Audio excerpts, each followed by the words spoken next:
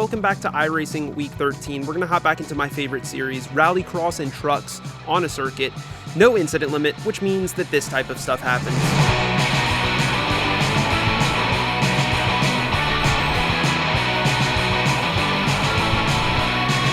Yeah, a lot of that stuff happens.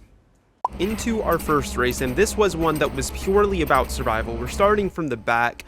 Lap number 1, a truck a few cars ahead of us is going to jump the start. That'll give him a penalty. Renee is behind us. Somebody else is going to jump the start behind him, and I'm going to get the best launch you've ever seen as I drive directly into the wall on the right side and terminally damage my car. Fortunately, there is a fast repair. I can't explain what happened here or why I did that, but we were right next to the pits, so the tow didn't take very long. I did forget to uncheck my tires and fuel, though, so I end up changing my tires and putting full fuel into the car, which delays my exit from the pits a bit. But by the time I get out and truly start my first lap, I'm still not lapped by the current leaders. You can see Jeffrey and Gabriel, the two cars who are leading this race, 21 seconds behind me, so they haven't quite lapped me yet.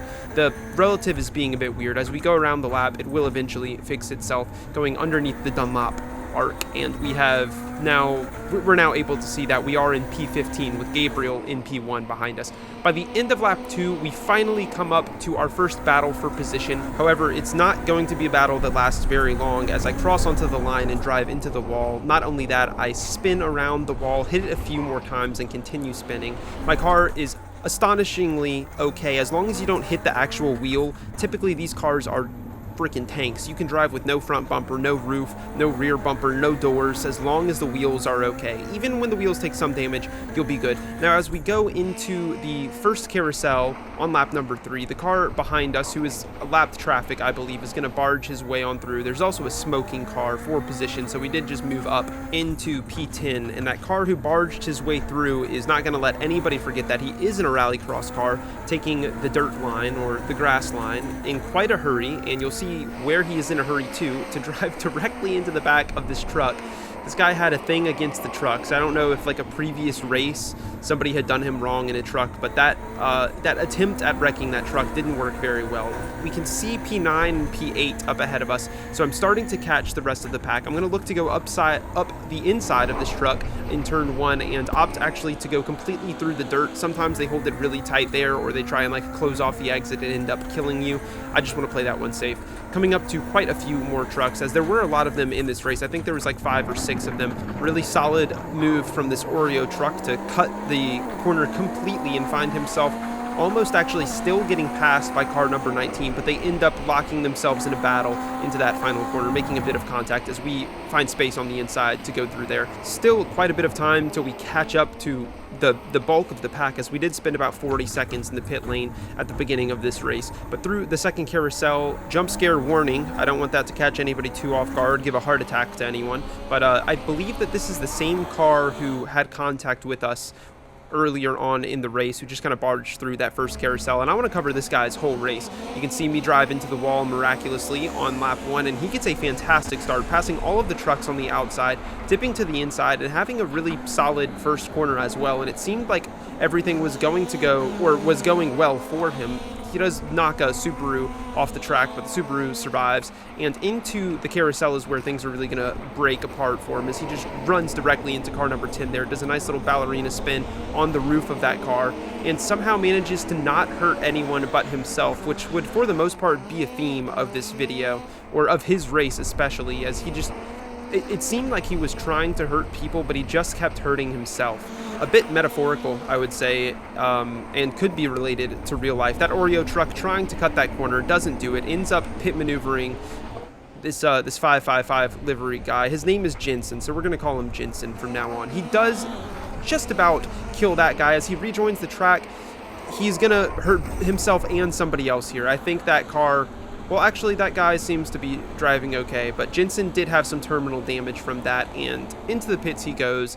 he ends up finding his way out, and this is, of course, right as I was spinning across the wall, and he rejoins right behind me. And you know what happens next as we make our way towards that second carousel, just completely cutting that corner, using me as a braking marker, or as a braking pad, I suppose, as the brakes, just in general. This is when the truck hunt begins, and you saw that this one, again, doesn't really do anything to anyone except for himself. He ends up backwards on the track, and into the next corner, he's going to try and just viciously dive this truck number 19. Does end up driving him into the wall, gets him pretty good there, and I suppose that it did help Jensen make that corner pretty well. I thought he was going to go up the inside of car 17 here, but he just runs into the back of him. Actually does it again as he spins him into the first carousel, and you have to be careful messing with these trucks. It's like cow tipping. Like, it seems very safe. You're much more nimble and quicker than them, but when they do strike back, they strike back pretty hard. And going into that second carousel, pretty rough contact there for Jensen, who takes the bulk of that one and I think has finally been done in. This truck did kind of give his life for that, and I'm not upset about that, but it in a way it actually caused a worse problem, because Jensen eventually found himself on the straight, at an angle on the straight. So this creates one of those situations where you can kind of reverse to try and kill people, or accelerate to try and kill people, but he wasn't very good at it, if I'm honest. He did clip that truck, which really ruined the run down the straight, but for the most part he just couldn't quite time it right and hit somebody. So he would try, and you can see him kind of lunging forward or lunging backwards when somebody goes behind him, but the reaction time just wasn't there for him, and everybody else seemed to have a leg up. There goes Renee, who we will see quite a bit of through the rest of this race. I eventually come through here as well, quite scared, and man, end up hitting the wall. He is now completely sideways on the track, but as soon as he does that, Renee spins him around and then ends up driving directly into the wall. I'm pretty sure he has some sort of steering damage, wheel damage, and that won't be the end of Renee. Car 43 taking it very slow. The car behind not as lucky, as he does end up hitting the rear end of Jensen, and eventually Renee would come back around on his next lap and do the Lord's work right here. This is probably the best thing that I have ever seen Renee do. We were on voice chat for this entire race, and he never even mentioned this. I didn't see this until I went back and watched the race. Thank you, Renee, for this, and thank you from everybody in the race, I'm sure, because that was becoming quite a hazard on track. Now, unfortunately, Renee does run into the wall as he tries to climb back onto the track and rejoin the race, but he eventually finds himself back on the tarmac, and my race had gone pretty smoothly, apart from trying to dodge that guy. It was a pretty clean race from me. I found myself now battling for a podium on the last lap with Benjamin Tabor, who is 7/10 ahead of us at the moment. I was gaining about 7 or 8 tenths a lap, so I felt like I could catch him this lap, and into the carousel I'm right on his tail, as I think he opened that up too much. With these cars, you really don't have to open up the corners all that much. You want to get as tight to the apex as you possibly can. In a lot of instances, especially these carousels, just analysis doesn't matter, racecraft doesn't matter, because he's dead. And I am fairly certain Renee was trying to kill me and just miscalculated that. He claims that he didn't see us coming on the relative and that he was just backing his car up, but he's tried to kill me in the past, and I'm going to say that I think that's what was happening. We end up crossing the line in P3. Thank you to Renee again. We did end up claiming that podium. However, that achievement is pretty quickly diminished when you look at the fact that behind me, nobody really finished this race. There were some trucks, but of the actual the WRC cars, I was basically the last one to finish. But that's still something to be proud of. Just surviving in these races is an achievement.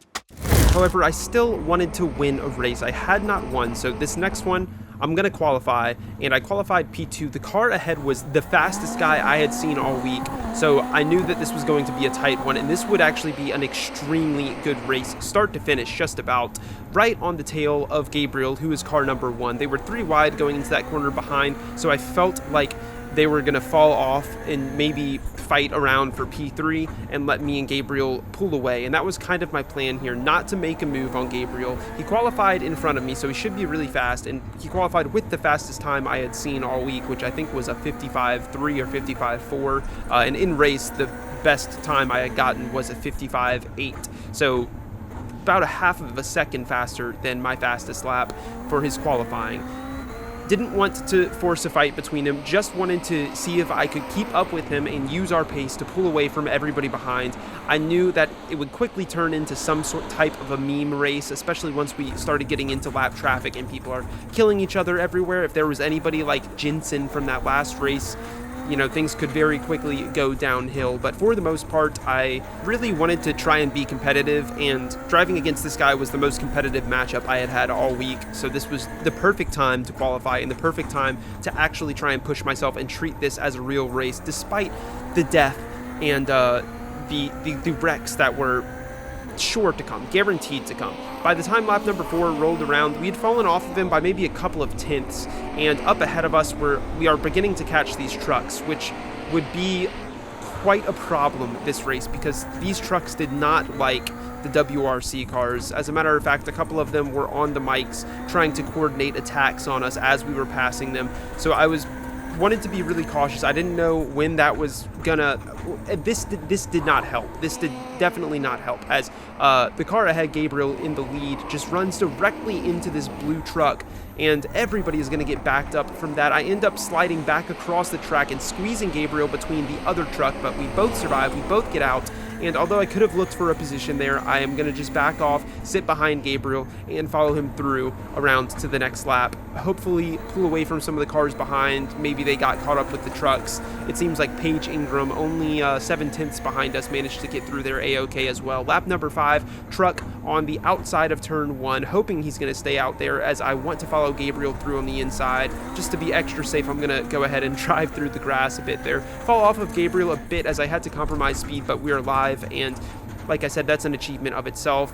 In order to finish first, you first must finish, so that's on the mind. We did lose a bit of time to Paige, which was actually my main concern at this point, because Paige Ingram in P3 at the moment was showing quite a lot of pace, only 2.2k I rating. Perhaps they have a higher I rating in Rallycross, I have no idea, but they were really getting on us, and we were beginning to feel that pressure, making some mistakes. Trucks all over the place ahead of us. We're going to find space up the inside, but Paige is, I mean, damn near in range to make a move, taking it very reserved through there though, and actually backing off. I'm not sure if the Fiesta was slower in a straight line, or if the Fiesta, maybe it was my gearing in this Fiesta, because you can change the gear ratios, which will benefit you on some tracks. I was just running default everything, and it seemed to be working out okay, but I could not seem to pull away from this WRX behind me. A little bit of blinking from Gabriel ahead, but he is still there, and we're still trying to close this gap up, minimize the sliding. When you're truly trying to go fast in this car, minimize the sliding as much as possible, because over the course of a race on tarmac, any slide is going to put heat into your tires and wear your tires down so much more than avoiding sliding overall will. These tires are not meant to go a full race on pavement, which can be kind of tricky because you really have to, it feels like you're under driving these things until you get used to what going fast in them actually feels like. It feels so much slower to drive the way you're watching me drive, as opposed to just like drifting every corner and absolutely shipping it. But that's just the nature of driving. Now, this is where things are going to break down for Gabriel a little bit. Going into this next corner, the car ahead of him is almost going to run into a truck. Actually does make contact with the truck. Gabriel is looking to brake a little bit too late. We slide through the middle of both of them. Paige follows us through, and we move up into the lead of the race. I think that gave Gabriel quite a bit of damage as well. Tried to go up the inside, make contact with the truck. That's not going to help us in terms of the favor bank that the trucks already had completely empty for us, and you'll see that start to take effect pretty soon as we go around the rest of this race. Holding the inside because I don't want a dive from Paige at this point, and I don't want to die. And leaving the inside open when somebody is in range to make a dive bomb is sometimes asking for death. Into the final corner, Paige is looking up the inside. I'm going to stay wide here in case they take that space, and they're going to try and push into it. I'm on the outside, side by side with them all of the way around there.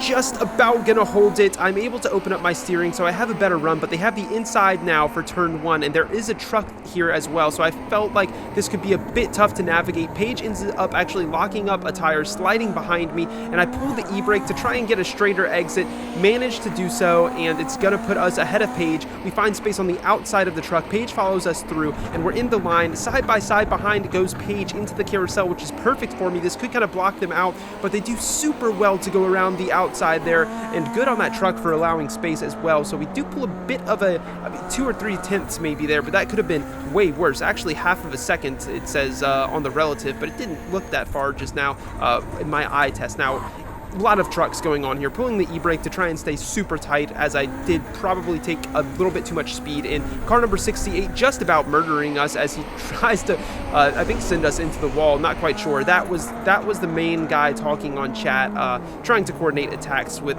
all of the other trucks here. And Paige navigated this absolutely perfectly through the middle as that truck tried to murder me. I do end up losing quite a bit of speed, so once again I am in that range of being under attack, going to hang it wide just in case Paige tried to send something absolutely psychopathic there, but they don't do it, and we followed through onto the next lap in the same order. We have about 4 laps left at this point, including lap number 9, which we are on, so I know that this battle has a long way to go. Paige couldn't be applying more pressure if they tried. I am going a bit slow through that corner though, because I wanted to navigate this car correctly. I didn't want to end up going side by side and being stuck there through the carousel. Thankfully that didn't happen, because had I been on the outside there, I would have died as they locked up their brakes and just went deep off of the track. And though it seems like it may just be a straight up 1-2 battle now between the two of us, as we do have clean air, it's gonna get pretty busy pretty fast, because we're coming up to a couple of trucks right now, and there's gonna be more trucks ahead of them. Just a lot of lap traffic in general, and every single car you're passing as the leaders of a race is an opportunity for you to do something different and break away from the person behind you. I'm looking to go around the outside on the final corner, hoping that I can navigate this better than Paige. Paige actually does really well to cut underneath as I cut around, and the truck goes through in the middle.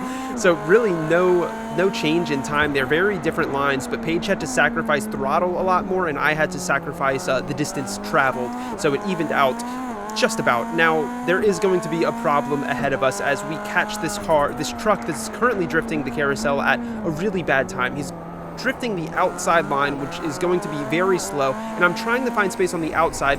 Pretty much the complete wrong decision. Paige ends up making contact, knocks us into the truck, or knocks the truck into us, and we are looking to cut underneath that truck, who's still drifting. We have lost the lead completely, managed to stay out of the wall. It seems like Paige has received some type of damage, though, as they are going very slow, but it's not going to matter, because we are going to get smashed sideways by that truck that we just passed, who is trying to do a reverse entry across the grass, and I'm not sure if that was intentional or not, but we were able to climb back onto the track with just some steering damage, but the car still drove, and it drove a lot better than Paige's, who was basically parked on the straight. I think Paige may have actually ran out of fuel, because the way that car is hopping, it's either some sort of engine damage or it's fuel. Could be either one of those. Now, the Beetle directly behind us that you've just seen is now, right on our tail, and that is P2. We had about a 5-second gap, but we lost all of it as we just got hit going into that second carousel. There's not a lot of time left, though, and we're going to ride on board with them for just a couple of corners, so you can see that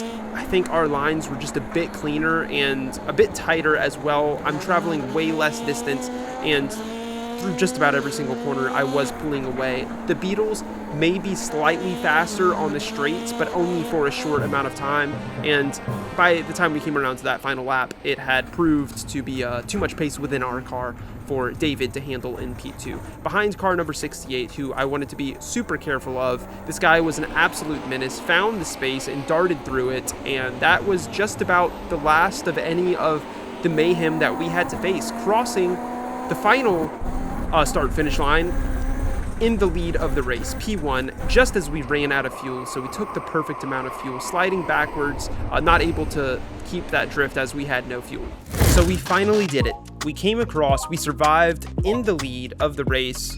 Again, slightly diminished by the same thing as last time. Basically, nobody else finished this race, but in large part that had to do with this truck that had 69 incidents.